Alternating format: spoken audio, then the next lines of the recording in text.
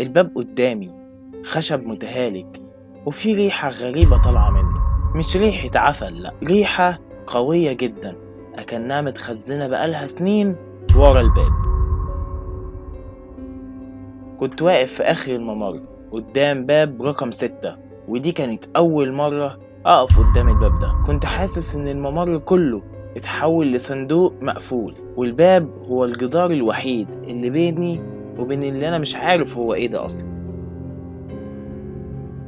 بس اللي خلاني أرجع وأبدأ هو الصوت اللي جه من ورا الباب، واللي جه بصوتي أنا: افتح يا كريم، ما تتأخرش. القصة دي جات لي من متابع اسمه كريم، اشتغل حارس أمن في عمارة في المعادي هادية جدا. بس الشغل ده ما كانش طبيعي. الشغل ده ابتدى بباب مقفول وانتهى بحقيقة ما تتصدقش. كريم بدأ الشغل في أول الأسبوع. مدير الأمن سلمه المفاتيح وخرايط الكاميرات وقال له دي تحت إيدك، وقال له خليك في الأدوار الأولى علشان الدور الرابع مفيش الا سكان كبار السن بس هم الساكنين فيه، ومحدش فيهم بيحب الازعاج. فاول ليله طلع بيطمن كده على العماره وكانت كل حاجه تمام. بس لما طلع عند الدور الرابع كانت الدنيا ساكته زياده عن اللزوم شويه. الجدران اكنها عازله للصوت، حتى صوت الخطوات بيختفي. لكن الباب الاخير في الممر ده كان مختلف. الباب ده ما كانش زي بيبان كل العماره. الباب ده كان عليه نقاشات غريبه محفور على الخشب، حاجة كده شبه رموز دائرية. الباب ده ما كانش عليه رقم، بس كان محفور على العتبة بتاعته رقم 6. كريم مد ايده علشان يلمس الباب ده، لكن اول ما صباعه قرب من ناحية الباب نفسه اتحرك.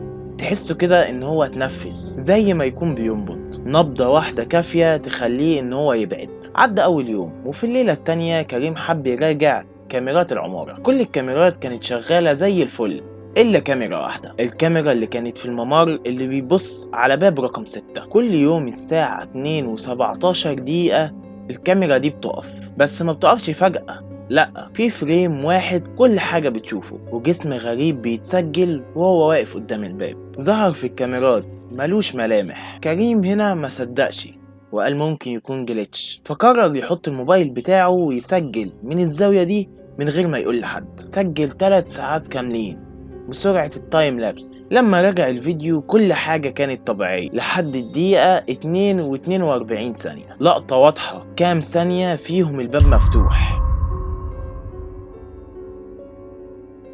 بس الغريب الباب كان مفتوح لبره مش مفتوح لجوه، يعني حد كان بيخرج منه. تاني يوم كريم حب يسأل البواب اللي كان قبل منه، راجل كبير في السن اسمه عم رزق، وده كان راجل شغال لمدة 12 سنة في العمارة دي. سأله عن الشقة الأخيرة اللي في الدور الرابع. عم رزق رد عليه بجملة بسيطة جدا: الشقة دي مقفولة من قبل ما أنا أجي هنا، بس دايما كان بيطلع منها نور ومفيش كهرباء أصلا موصلة لها. كريم ضحك بطريقة متوترة وقال ان هو هيسيب الموضوع. بس هنا الفضول سيطر على كريم. بعد الشفت وهو بيرتب الورق في اوضه الامن لقى ظرف لونه بني مرمي تحت الباب. فتح الظرف ولقى مكتوب فيه ما تلمسش الباب، هو نايم دلوقتي. الورقه مكتوب فيها بخط قديم بحبر باهت، بس اللي خلاه يترج جسمه كله ان الورقه دي مكتوب فيها اسمه كريم. هو عمره ما قال اسمه لأي حد في العمارة. في الليلة اللي بعديها كريم قال إن هو هيعمل لفة في الأدوار بتاعت العمارة كلها كالمعتاد. وهو طالع في الدور الرابع في العمارة حس إن الدور الرابع ده هوا متغير وفي ريحة غريبة بدأت تطلع، مش دخان ومش عفن، ريحة مبلولة أكن هدوم كانت متبلة ومحطوطة بقالها فترة كبيرة قوي جوه. زي ما يكون كده في صوت بيتنفس في نفس اللحظة ورا الباب. وفجأة حد نده عليه، نداء هادي مش واضح، بس اسم كريم كان واضح قوي ساعتها. الصوت ده ما كانش بيخوف، هو صوت رقيق أكن بالظبط مامتك بتنادي عليك وانت صغير، بس ببطء مرعب. كريم رجع على أوضة الأمن جري وقفل الباب وراه وقعد قدام الشاشات، بس السبب مش مفهوم. الكاميرات بتاعت الدور الرابع شغالة وبتسجل، والباب قدام عينه على الشاشة بيتحرك شوية شوية وبيفتح. الباب بيفتح سنة سنة وبعدها بيقف، وبعدها ايد رفيعة سودا بتطلع من جوه، مش بتشد الباب، دي بتشاور على الكاميرات، وكأن الكيان ده عارف ان كريم بيتفرج عليه دلوقتي. كريم في الوقت ده قال اكيد انا بتوهم، مفيش حد بيشاور لي من الكاميرات، اكيد يمكن انعكاس، يمكن شبح الكاميرا. ولكنه ما قدرش ينام، بيشوف الباب كل ما يقفل عينه، واكن العمارة كلها دلوقتي بقت بتتمحور حوالين باب رقم 6. وتاني يوم بيصحى على صوت خفيف تحت باب اوضة الامن. بيبص يلاقي صورة قديمة جدا،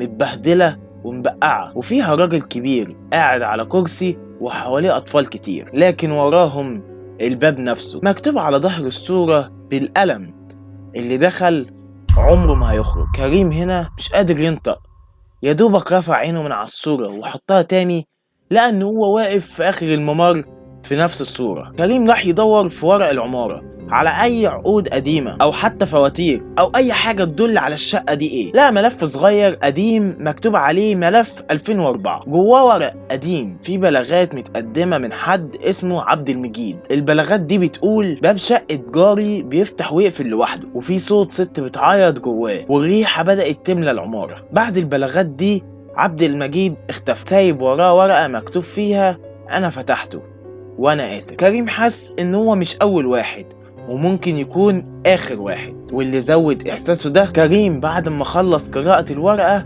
سمع صوت حد على السلم، بس مفيش حد طالع. الليلة اللي بعدها كانت مختلفة. الدور الرابع كان هادي أكتر من اللزوم. كريم ساعتها قرر إن هو يواجه مش يهرب منه. طلع آخر الدور، وقف قدام الباب حاطط الموبايل في جيبه وبيصور، وقال بصوت عالي: لو حد جوه أنا واقف أهو. مفيش رد. قرب من الباب ولمس الباب الخشب دافي، مش دافي حرارة عادي، دافي أكن في جسم حي وراه. ساعتها كريم سمع صوت خربشة خفيفة جدا، أكن في حاجة بتخربش في الباب من جوه. وبعدها حس في نفس تقيل، حد لازق على الباب من الناحية التانية. حس بالهواء طالع من الشقوق بتاعت الباب، ريحة بيت مقفول بقاله سنين. لكن قبل ما يتحرك الباب فتح، مش فتح كله، فتح سنتين كده، وجملة طلعت منه: هو مش نايم دلوقتي. كريم وقف قدام الباب وهو بيترعش، كل حاجة جواه بتقول امشي، بس في حاجة جواه كانت أقوى: أنا لازم أعرف، ولو حتى جت على آخر حاجة ممكن أشوفها في حياتي. مد إيده وزق الباب بالراحة. الباب فتح. جوه مفيش نور، الشقة كلها ضلمة، والجو بارد بشكل غريب جوه. البرد مش طبيعي، أكنه جاي من زمن تاني مش من المكان ده. بس الغريب إن في آثار رجلين على الأرض، وحديثة كمان، آثار أقدام سودا وجاية ناحيته. كريم دخل وساب الباب مفتوح وراه، لكن هو حاسس ان الباب اتقفل، رغم ان حتى هو ما سمعش صوته وهو بيتقفل. اول اوضه على ايده الشمال وهو داخل كان فيها كرسي هزاز، والكرسي ده في العاده لما بتشوفه بتضحك، بس الكرسي ده كان بيتهز لوحده، وعليه حاجه مكتوب عليها: استنيت كتير. الصوت بدأ يرجع تاني، صوت نفس بيقرب، اللي دخل ما بيخرجش. بس ما كانش صوت غريب، ده صوته هو، صوت كريم. كان بيتكلم من الأوضة اللي جنبه. كريم رجع خطوتين عايز يجري، بس رجليه تقيلة جدا. الموبايل في جيبه بيتهز، فتحه لقاه على اللايف، كاميرا شغالة وهو بيبص فيها، لكن الصورة اللي باينة مش وشه، في حد تاني واقف وراه، مش باين وشه، لكن دي نفس اللبس اللي هو لابسه، بس مش هو. الموبايل فجأة فصل، والشاشة فصلت واسودت، وبعد كام ثانية الكيان قال: الوقت انتهى. في اللحظة دي مفيش تسجيل. الشرطة جت، الشقة كانت مقفولة، والبوابة قالت محدش طلع ولا دخل. كريم اختفى. بس بعدها بيومين مدير العمارة مدير الأمن لقى ظرف بني، نفس الظرف اللي كريم لقاه مرمي قدام باب الأمن. لقى ورقة جواه مكتوب فيها: أنا دخلت بس مش أنا اللي خرجت. اللي سمعته دلوقتي هي قصة حقيقية اتبعتت لي من كريم، او من اللي كان اسمه كريم. انا مش هقدر اقولك ان كل حاجة مفهومة، لكن اللي حصل جوه باب رقم 6 مش مصدقه. ولو القصة دي وصلت لك افتكر دايما مش كل باب مقفول مستني يتفتح، وفي بعض البيبان بنفتحها من جوه مش من بره. لو عندك قصة حصلت فعلا او باب خايف تفتحه، سيبلي قصتك تحت في التعليقات، وهختار اقوى قصة احكيها الفيديو الجاي. يمكن هي تكون قصة باب رقم 7.